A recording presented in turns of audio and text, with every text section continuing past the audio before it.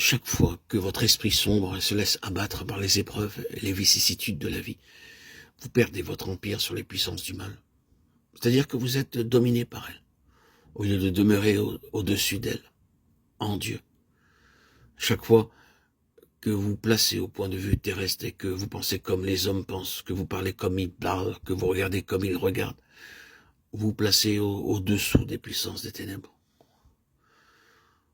Votre empire sur ces puissances dépend de la position que votre esprit prend vis-à-vis d'elles.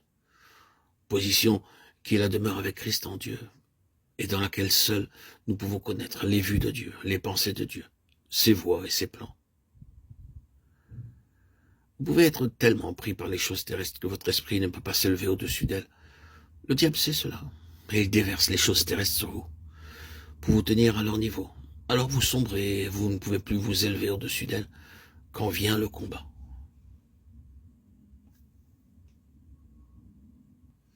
Vous pouvez être pris par les choses terrestres que votre esprit ne peut pas s'élever au-dessus d'elles. Le diable sait cela, et il déverse les choses terrestres sur vous, pour vous tenir à leur niveau. Alors vous sombrez et vous ne pouvez plus vous élever au-dessus d'elles quand vient le combat.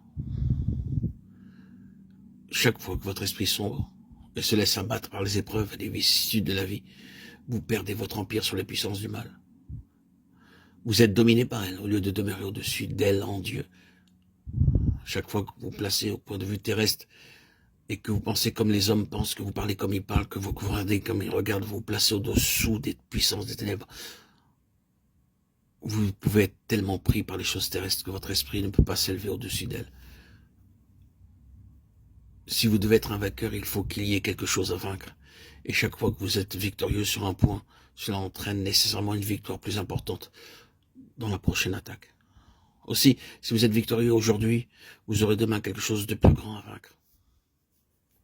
À chaque épreuve, ou bien vous vous enfoncerez et serez battu, ou bien vous vous élèverez dans l'esprit de victoire. Et alors, c'est la vie de Christ victorieuse manifestée dans votre esprit qui vous fait faire ce pas en avant. Vous ne pouvez pas vivre et respirer facilement dans la vie terrestre une fois que vous avez connu cette union céleste avec le Seigneur et expérimenté la puissance de l'Esprit.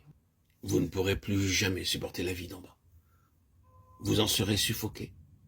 C'est la preuve de la force victorieuse de cette vie nouvelle que Dieu a mise en vous. Étant mort selon la chair, oui, il faut que cette mort soit continuelle, car cette division profonde entre l'âme et l'esprit ne se fait pas d'un seul coup. Ainsi, il nous faut crucifier la chair, faire mourir le corps charnel en marchant selon l'esprit. Par l'esprit, nous triomphons de la chair.